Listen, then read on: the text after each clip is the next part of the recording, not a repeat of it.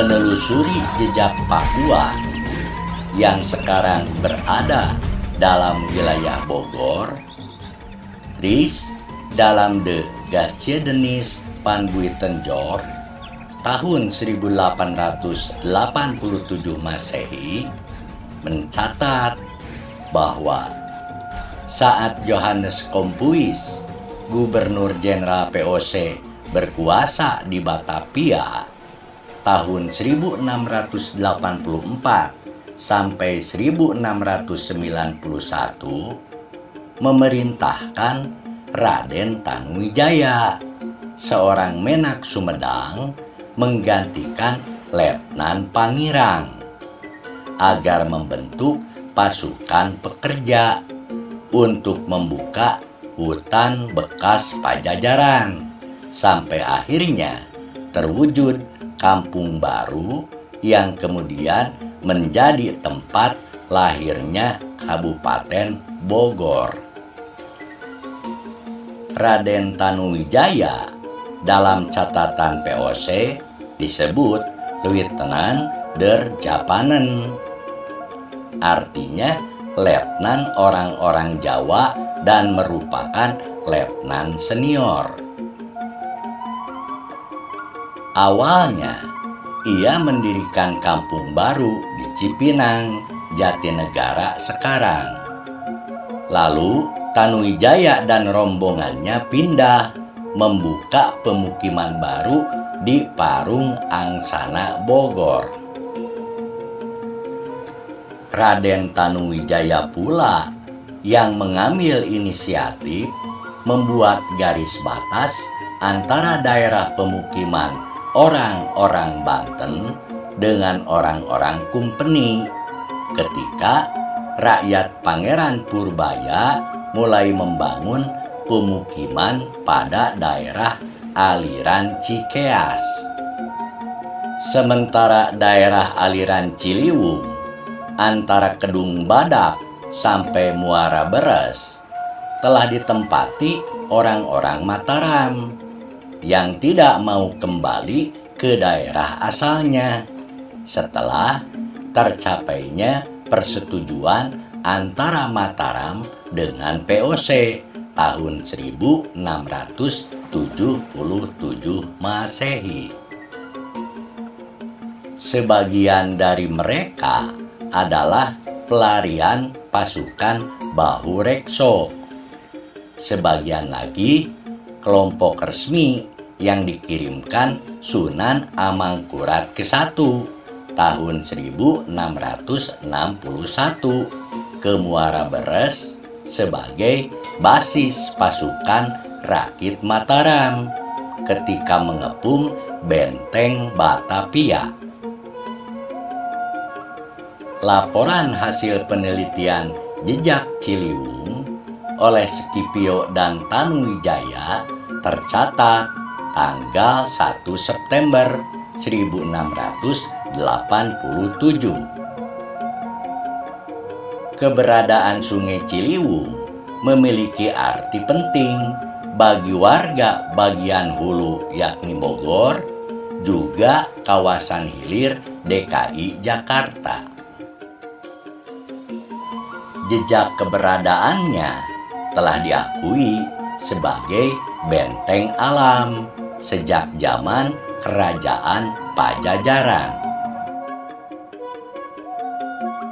Terpengaruh oleh kunjungannya ke bekas Pakuan bersama rombongan peneliti Sersan Scipio, Tanuwijaya kemudian lebih mendekatkan diri kepada peninggalan Pajajaran.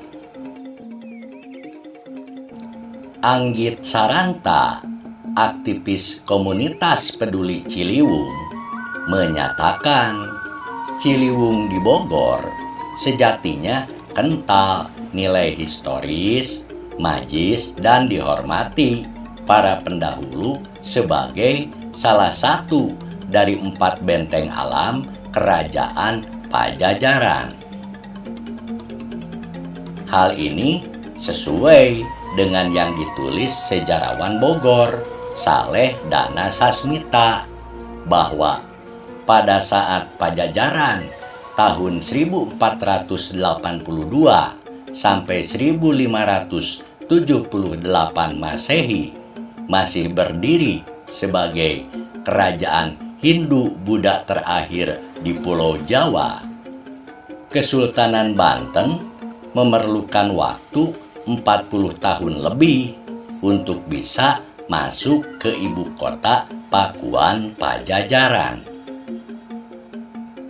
Keberadaan dua sungai besar, Ciliwung dan Cisadane, ditambah Gunung Salak dan Pangrango menjadi kekuatan pertahanan kerajaan Pajajaran, sesuai yang dibuktikan oleh ekspedisi Kapten Adolf Winkler tahun 1690. Rasa hormatnya Tanuwijaya terhadap bekas ibu kota Pakuan membuatnya menghentikan okupasi di sisi utara Ciliwung karena ia tidak berani melintasinya. Kepada rekan-rekannya yang berniat melintasi Sungai Ciliwung, dianjurkan agar melakukannya jauh di daerah hulu, yaitu Ciawi dan Cisarua.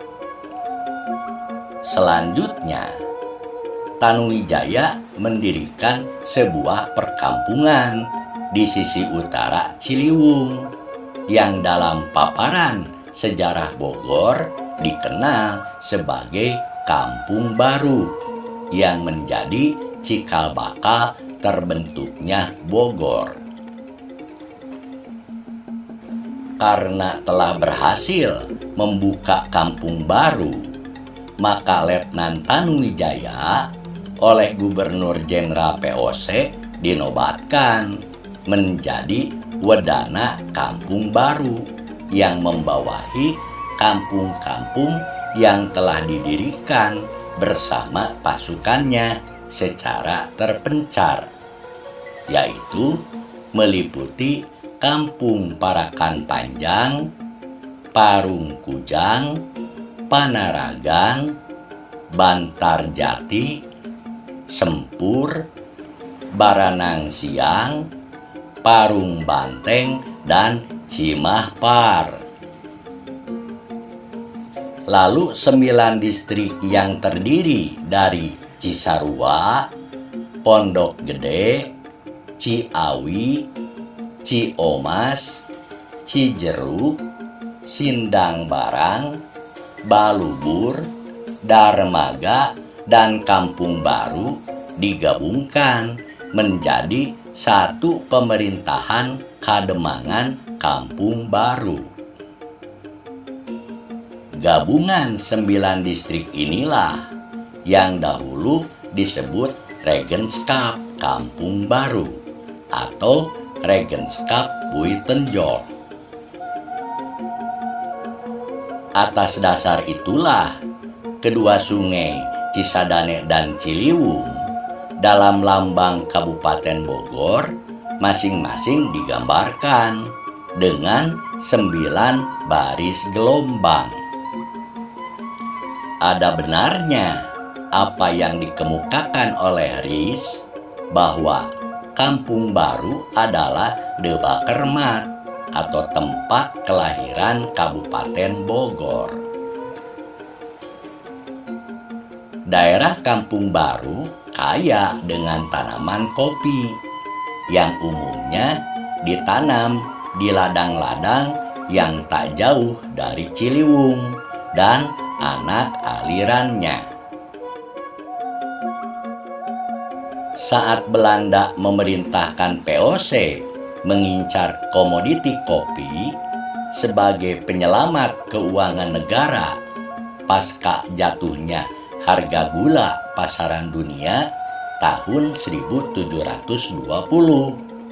maka tahun 1721 dipaksakan politik Preanger Stelsel untuk meraup setiap hasil panen kopi Bogor sebesar 61.000 pikul.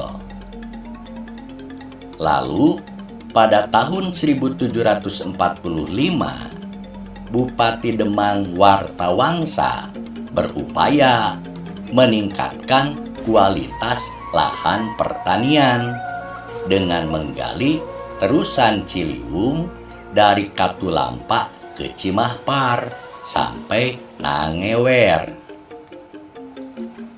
Saleh-Dana Sasmita pun mencatat adanya karya besar di bulan Agustus 1776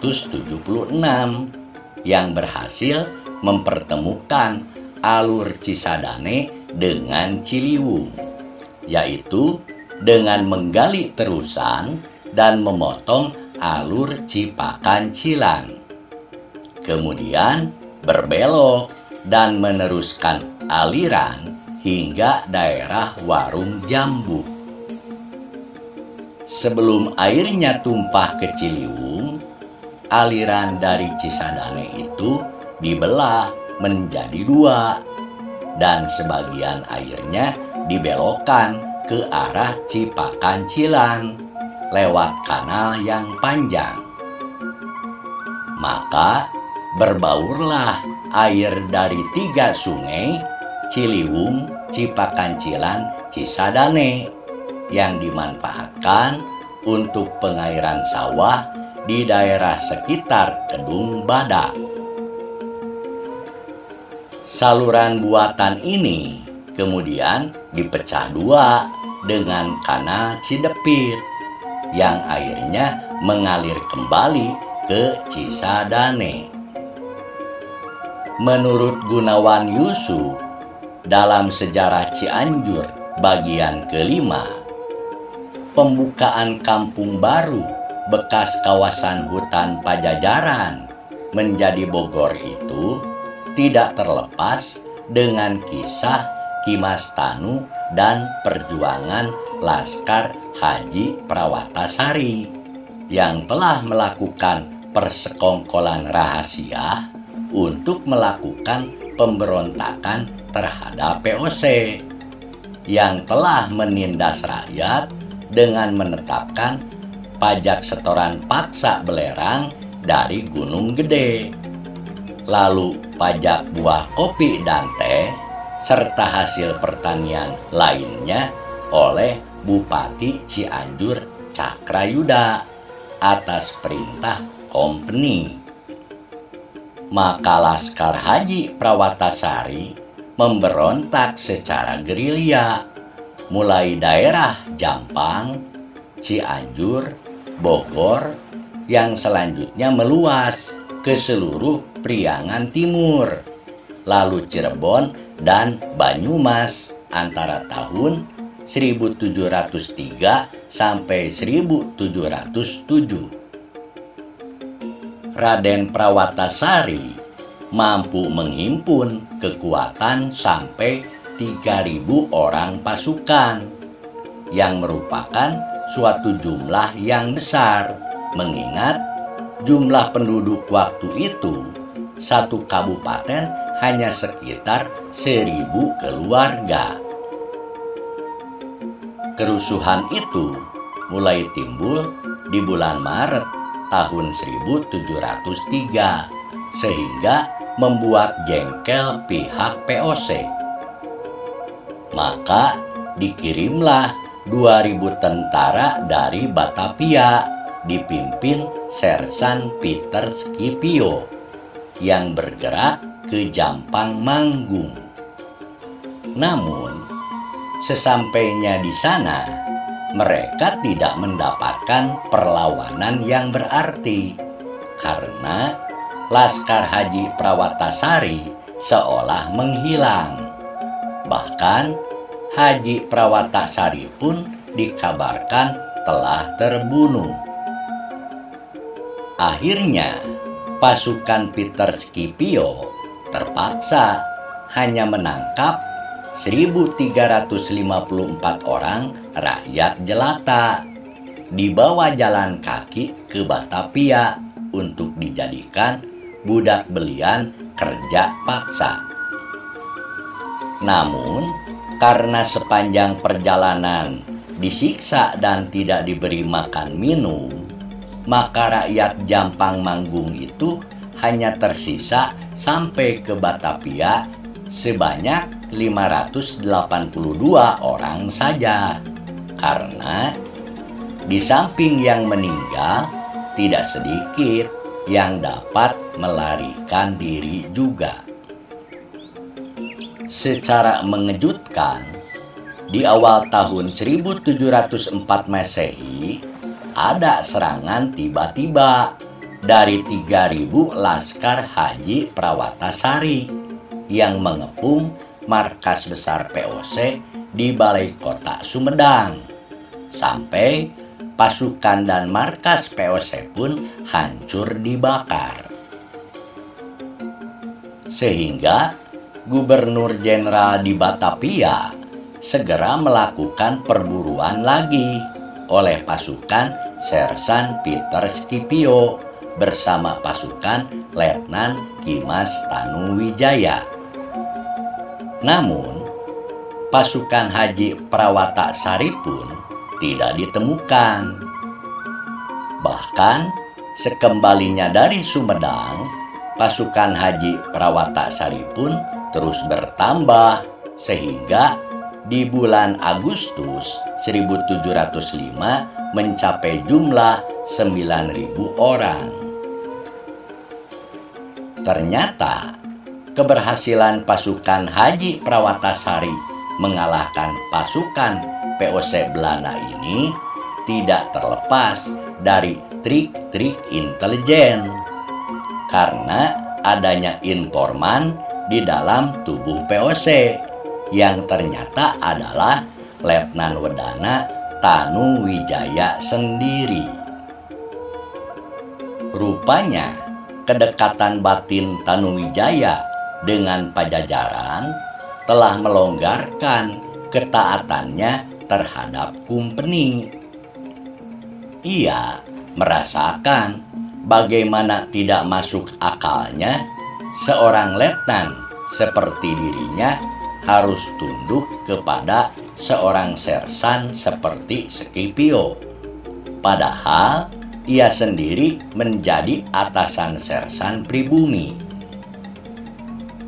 Akhirnya, anak emas Kumpeni Belanda ini menjadi sekutu dan pelindung barisan Haji Prawatasari yang bangkit mengangkat senjata terhadap POC yang kala itu ingin memperluas wilayah kekuasaannya, menetapkan aturan pajak yang menindas rakyat dengan memonopoli teh dan kopi, terutama dari Kampung Baru bekas hutan Pajajaran yang telah dibuka oleh Tanuwijaya dan pasukan pekerjanya.